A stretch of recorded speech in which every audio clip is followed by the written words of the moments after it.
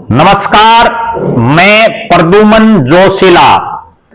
आज हरियाणा प्रदेश के राजनीतिक गलियारों में एक प्रश्न बड़ी तेजी से गूंज रहा है और न केवल आज से बल्कि विधानसभा का चुनाव परिणाम आते ही वो प्रश्न खड़ा हो गया था और तब से पक्ष और विपक्ष में तमाम राजनीतिक पार्टियों में उसकी चर्चा है।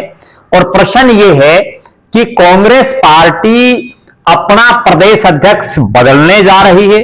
क्या कांग्रेस पार्टी उदय भान जी को हटा करके किसी और चेहरे को पार्टी का प्रदेश की कमान सौंपेगी? इस पर आज के इस वीडियो में हम चर्चा करेंगे कि आखिर कौन होगा कांग्रेस का सरदार, कौन होगा हरियाणा प्रदेश में सबसे बड़ी विपक्षी पार्टी कांग्रेस का मुखिया। वीडियो को आगे देखने से पहले आप सभी दर्शकों से अनुरोध है कि आप चैनल को सब्सक्राइब करें, बेल आइकन घंटी का बटन अवश्य दबाएं ताकि आपको नोटिफिकेशन मिलता रहे। वीडियो को ज्यादा से ज्यादा शेयर करें, अपने कमेंट्स अवश्य लिखें और कोई अन्य मुद्दा भी आपके दिमाग में हो तो वो भी आप हमसे शेयर कर सकते हैं। आज हम इस वीडियो में अब चर्चा करने जा रहे हैं कि पिछली 3 योजनाओं से जो हरियाणा प्रदेश में कांग्रेस की हालात है, कांग्रेस लगातार गर्त में जाती जा रही है, उसको आखिर कौन नेता उभार सकता है। अभी कांग्रेस पार्टी की जो शीर्ष कमेटी है CWC, उसकी एक मीटिंग हुई। मल्लिकार्जुन खड़गे जो कांग्रेस पार्टी के राष्ट्रीय अध्यक्ष हैं, उनकी अध्यक्षता में, उसमें राहुल गांधी जी से लेकर के प्रियंका गांधी तमाम नेता उसमें शामिल हैं। और उस मीटिंग में खड़गे साहब ने बहुत से बिंदुओं पर बात की, जिसमें उन्होंने ये विशेष तौर पर कहा कि जिस प्रदेश में हमारी इतनी हवा और आंधी हो उसके बावजूद हम चुनाव हार गए, तो कहीं ना कहीं आमूल चूल परिवर्तन करने की जरूरत है।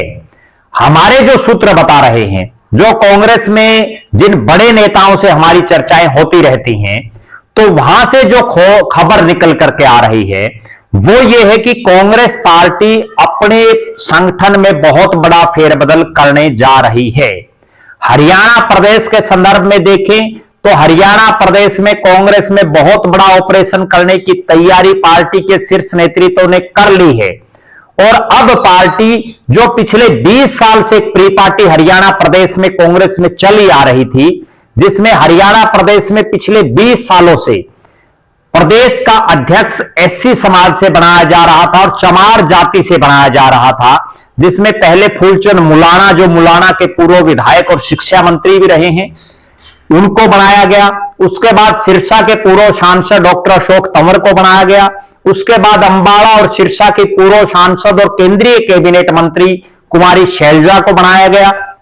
उसके बाद हसनपुर और होडल से विधायक रहे उदय भान जी अभी फिलहाल भी प्रदेश अध्यक्ष के तौर पर काम कर रहे हैं।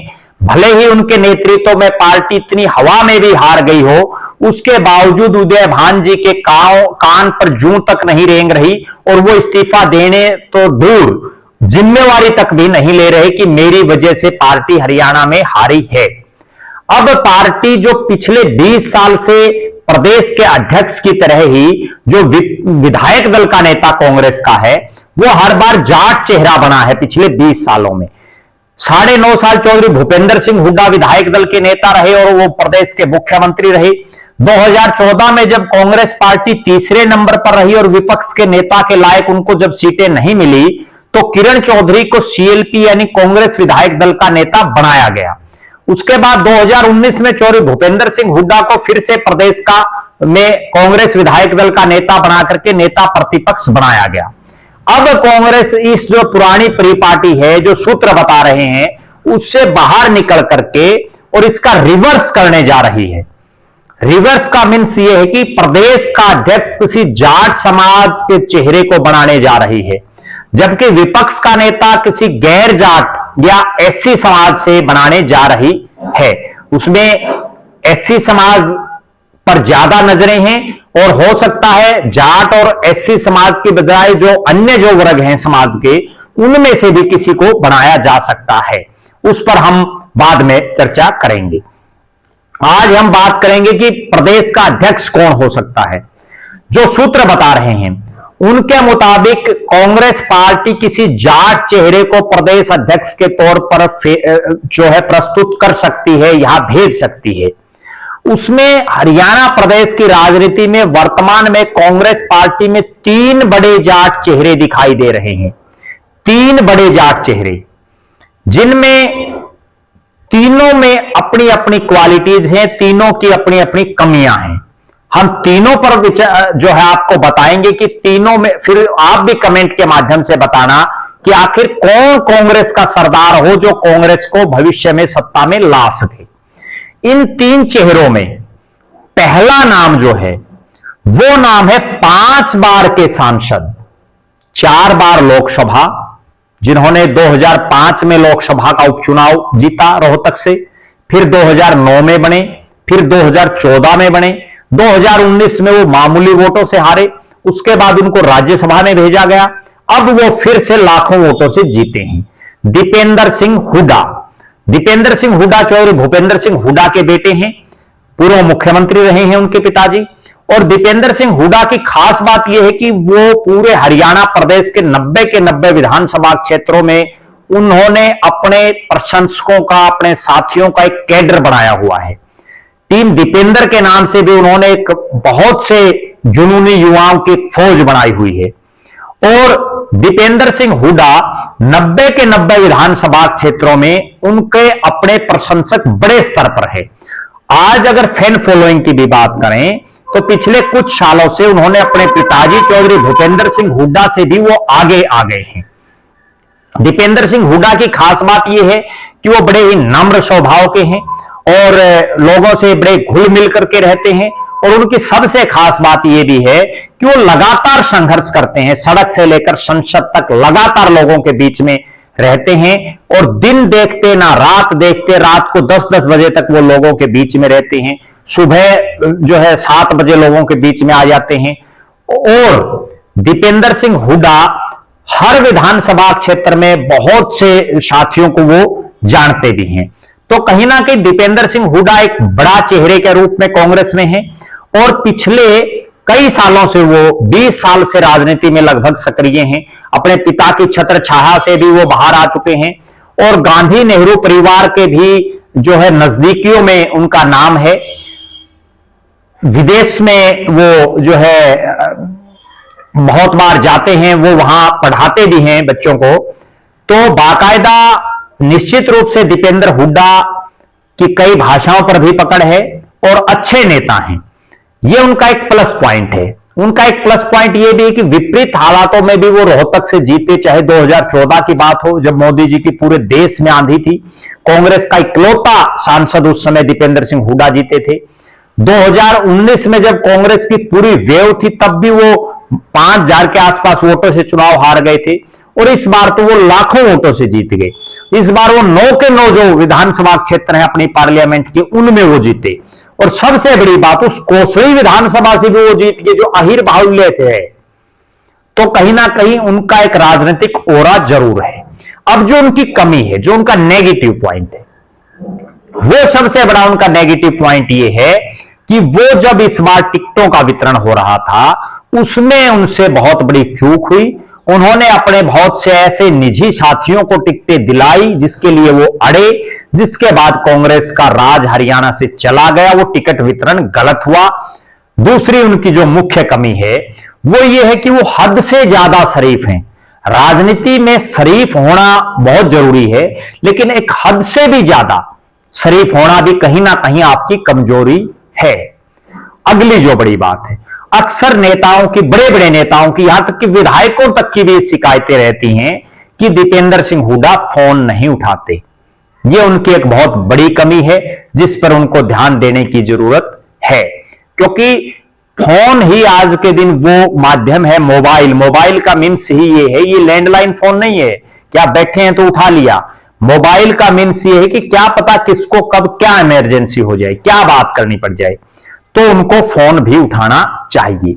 चौथी और सबसे बड़ी कमी जो उनकी है वो ये है कि इस पूरे चुनाव में दीपेंद्र सिंह हुड्डा एक बड़े फेस के रूप में प्रदेश में थे और उस बड़े फेस के रूप में वो फेलियर साबित हुए, पास नहीं हो पाए, कांग्रेस का राज वो बढ़ाने में कामयाब नहीं हुए। और उस राज का परिणाम जब आया 8 तारीख को, उसके बाद पिछले 1.25 महीने से दीपेंद्र हुड्डा लगभग अपने कोठी पर ही या किसी सामाजिक कार्यक्रम में ज्यादा से ज्यादा दिखाई दिए हैं। अब उनमें वो ऊर्जा कम हो गई, या लोगों के प्रति जो है उनका एक जो प्यार और प्रेम था वो कहीं टूट गया। ये एक मोटी कमी वर्तमान में उनमें दिखाई दे रही है। दूसरे जिस नेता का नाम दिखाई दे रहा है जिस पर कांग्रेस दांव खेल सकती है, पहला नाम दीपेंद्र हुड्डा। उनके पिताजी भी प्रदेश के अध्यक्ष रहे। अब चूंकि चौधरी भूपेंद्र सिंह हुड्डा बुजुर्ग और वरिष्ठ नेताओं में आ गए, तो मुझे नहीं लगता कि उम्र के इस दौर में वो प्रदेश अध्यक्ष का पद लेंगे। अगली जो बात है वो है नेता चौधरी बीरेंद्र सिंह। चौधरी बीरेंद्र सिंह डूमरखा राजीव गांधी जी के बड़े नजदीकी रहे, गांधी नेहरू परिवार के खासम खासों में रहे, विधायक रहे, मंत्री रहे, केंद्र में मंत्री रहे, लोकसभा के सांसद रहे, राज्यसभा के सांसद रहे, प्रदेश के अध्यक्ष रहे, हरियाणा के राष्ट्रीय महासचिव रहे, कांग्रेस के कई कई राज्यों के प्रभारी रहे, और बहुत से उन्होंने मुख्यमंत्री अपनी कलम से बनाए। लेकिन उनकी एक कमी यह रही कि वो जिंदगी में मुख्यमंत्री नहीं बन पाए। 2-3 बार उनके पास वो मौका आया, लेकिन वो मौका उनकी किस्मत में ही नहीं था और वो छिटक गया मौका उनके हाथों से। चौधरी बीरेंद्र सिंह की जो खास बात है वो ये है कि वो पुराने कांग्रेसी रहे हैं। भले ही 2 बार उन्होंने बीच में कांग्रेस छोड़ दी, एक बार वो तिवारी कांग्रेस में चले गए जब वो 1996 में उचाना से विधायक भी बने थे। उनके बहुत से साथियों को और तिवारी कांग्रेस की टिकट मिली थी जिनकी बड़ी बुरी हार हुई थी। और चौधरी बीरेंद्र सिंह जो है, अब जब मोदी जी की हवा चली तब भी वो कांग्रेस छोड़ करके बीजेपी में चले गए थे। चौधरी बीरेंद्र सिंह का 53-54 साल का राजनीतिक कैरियर रहा है। जितने साल के अभी प्रदेश के मुख्यमंत्री हुए हैं उतने साल का तो अब उनका राजनीतिक कैरियर है। तो कहीं ना कहीं बहुत अनुभवी नेता हैं और वो सबको साथ लेकर के चल सकते हैं। कैसे नेता हैं चौधरी बीरेंद्र सिंह का? ना किसी से ज्यादा मनमुटाव है, ना वो बहुत सा मनभेद और मतभेद रखते। बेबाक नेता हैं, जो दिल में आता है वही बोल देते हैं और अक्सर लंबे लंबे भाषण दे करके भी लोग उनसे उबते नहीं। ये उनकी एक खास बात है, भाषण देने की कला है उनमें। बीरेंद्र सिंह की जो खास बात है वो ये है कि उनका प्रभाव जींद, हिसार, कैथल, सोनीपत और फतेहाबाद के इस इलाके में है। बांगर का शेर उनको कहा जाता है। अगर बीरेंद्र सिंह को पार्टी प्रदेश का अध्यक्ष बनाती है तो एक तो जाट चेहरा हो जाएंगे, दूसरा जो कुमारी शैलजा के नजदीकी हैं वो, तो कुमारी शैलजा का जो धड़ा है वो भी खुश रहेगा। और चौधरी भूपेंद्र सिंह हुड्डा के वो मामा बुआ का आपस में दोनों भाई हैं, हुड्डा साहब और बीरेंद्र सिंह, तो उसमें वो हुड्डा साहब को भी अपने साथ जो है रख सकते हैं, कोई ज्यादा दिक्कत उसमें नहीं आएगी। तो देखना यह है कि बीरेंद्र सिंह पर कांग्रेस दांव लगा सकती है। अब उनकी कमी क्या है? बीरेंद्र सिंह की एक बहुत बड़ी कमी तो यह है कि उम्र अब उनकी धीरे धीरे बढ़ रही है, तो उम्र ज्यादा होने की वजह से वो उतना संघर्ष नहीं कर पाएंगे। दूसरा, विश्वसनीयता। वो 2 बार जो है कांग्रेस को छोड़ चुके हैं, जो उनका कहीं ना कहीं एक बड़ा माइनस पॉइंट है। हालांकि इस बार उन्होंने बीजेपी की सत्ता होते हुए उन्होंने और उनके बेटे ब्रिजेंद्र सिंह ने सत्ता को ठोकर मार करके कांग्रेस में वो आ गए थे। कहीं ना कहीं ये उनका प्लस और माइनस पॉइंट है। तीसरे जो चेहरे दिखाई दे रहे हैं वो चेहरे हैं रणदीप सिंह सुरजेवाला। रणदीप सिंह सुरजेवाला नरवाना से विधायक रहे, कैथल से विधायक रहे। चौधरी ओम प्रकाश चौटाला प्रदेश के तत्कालीन मुख्यमंत्री को भी उन्होंने हराया। हरियाणा की सरकार में मंत्री रहे, वर्तमान में वो राजस्थान से राज्यसभा के सांसद हैं, कर्नाटक के प्रभारी हैं, कांग्रेस के राष्ट्रीय महासचिव हैं, CWC के वो सदस्य हैं, हरियाणा प्रदेश कांग्रेस कमेटी के कार्यकारी अध्यक्ष वो रह चुके हैं। और वो हरियाणा ही नहीं बल्कि पूरे भारत में बड़े नेता के तौर पर कांग्रेस में माने जाते हैं। युवा कांग्रेस के वो राष्ट्रीय अध्यक्ष रहे हैं, राष्ट्रीय प्रवक्ता रहे हैं, मीडिया सेल के वो इंचार्ज रहे हैं। रणदीप सिंह सुरजेवाला पिछले 15 साल में गांधी नेहरू परिवार के बड़े नजदीकियों में शामिल हो गए हैं और जो उनका प्लस पॉइंट है वो ये है कि वो एक प्रखर वक्ता हैं, लोगों को अपने साथ जोड़ने की उनमें एक बड़ी अचूक क्षमता है, भाषण शैली उनकी बड़ी जबरदस्त है, कई भाषाओं का उनको ज्ञान है, शब्दों पर उनकी पकड़ है और वो संघर्ष करना जानते हैं। गांधी नेहरू परिवार के नजदीकी भी हैं और उनका जो प्रभाव है वो जींद और कैथल जिले में विशेष तौर पर है। अब जो उनकी कमी है वो ये है कि वो हरियाणा प्रदेश के लोगों को बहुत ज्यादा समय नहीं दे पाते। 90 के 90 हलकों को तो छोड़िए, उनके पास 20-30 हलकों में भी मजबूत साथियों का टोटा है और वो समय नहीं दे पाते। दूसरा, वो लोगों के फोन नहीं उठाते। जो दीपेंद्र हुड्डा की मैंने आपको कमी बताई, हुड्डा साहब तो फिर भी कभी कभार फोन उठा लेते हैं, लेकिन रणदीप सिंह सुरजेवाला का तो नंबर ही हो सकता है बहुत से लोगों के पास ना हो, बहुत से लोगों के पास। दीपेंद्र सिंह हुड्डा और चौधरी बीरेंद्र सिंह के नंबर तो हजारों लोगों के पास मिलेंगे, लेकिन रणदीप सिंह सुरजेवाला का नंबर तो बहुत सीमित लोगों पर मिलेगा और जिनके पास उनका भी वो अक्सर नहीं उठाते, बहुत से लोगों का। तो ये उनकी एक मोटी कमी है। रणदीप सिंह की एक मोटी कमी ये भी है कि वो तमाम जो हरियाणा में बिखरी हुई जो कांग्रेस है उसको इकट्ठा कर पाएंगे या नहीं, इस पर भी एक बड़ा सवालिया निशान है।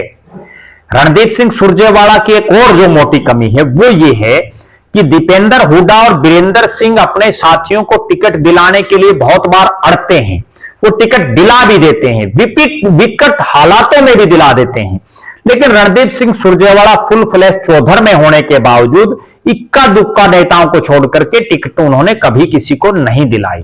तो कहीं ना कहीं वो अपने साथियों को आगे नहीं बढ़ा पाते, ये उनमें एक मोटी कमी है।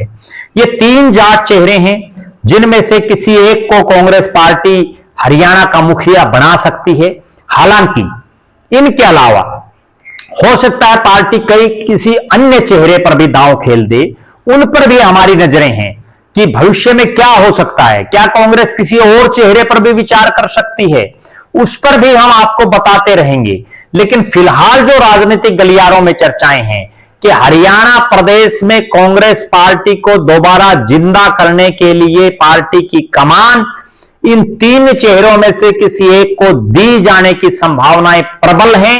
देखना यह है कि कौन होगा हरियाणा प्रदेश में कांग्रेस का सरदार, उस पर हमारी नजरें बनी रहेंगी। आप लगातार हमारे साथ बने रहें, हमारे फेसबुक पेज को लाइक और फॉलो करें, यूट्यूब पर चैनल को सब्सक्राइब करें, बेल आइकन घंटी का बटन अवश्य दबाएं, वीडियो को ज्यादा से ज्यादा शेयर करें, अपने बहुमूल्य कमेंट्स अवश्य लिखें। आपका बहुत बहुत धन्यवाद। आपका अपना प्रद्युमन जोशीला।